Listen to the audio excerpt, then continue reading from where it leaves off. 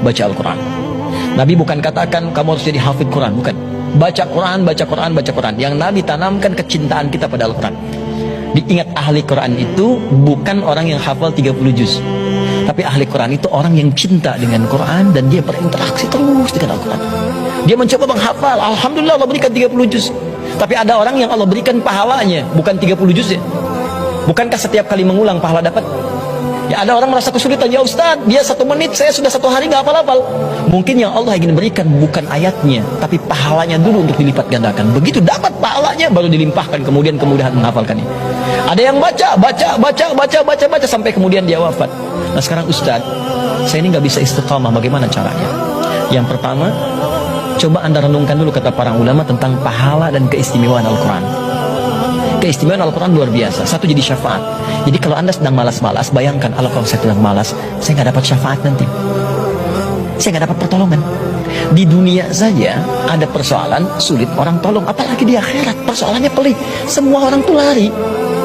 Yauma yafirul mar'u min akhihi wa ummihi wa abihi wa sahibatihi wa bani. Semua orang tuh punya urusan masing-masing. Likulli imri'in yawma idzin sya'nu yughni. Ya, udah gak peduli. Antum sekarang punya sahabat banyak, ngobrol, naktir. Di akhirat tuh udah gak peduli karena mereka sibuk dengan urusan mereka. Gak ingat lagi nama, gak ingat segala, gak ingat. Yang penting mereka pikirkan hisab saya bagaimana, hisab saya bagaimana. Tiba-tiba ada orang yang Allah rajin baca Al-Baqarah, rajin baca Ali Imran. Dia tenang aja. Tiba-tiba ya'tiyani yaumal qiyamati ka'annahuma ghamamatan. Al-Baqarah, Ali Imran datang, keduanya melindungi dia dari sejak dihisab. Orang lain capek, sulit, berdesakan. Orang ini tiba-tiba, kenapa ya orang itu? Iya kenapa ya? Bebas, tenang.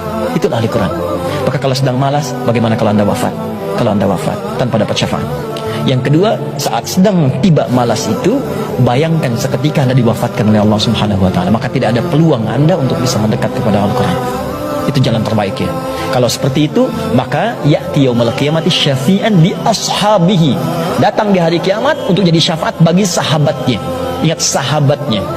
Jadilah sahabat Al-Quran yang cinta dengan Quran. Sahabat tidak menodai sahabatnya. Sahabat mencintai sahabatnya. Jadi kalau Anda benar jadi ahli Quran, Anda akan cintai Quran dan beda cara Anda memperlakukannya.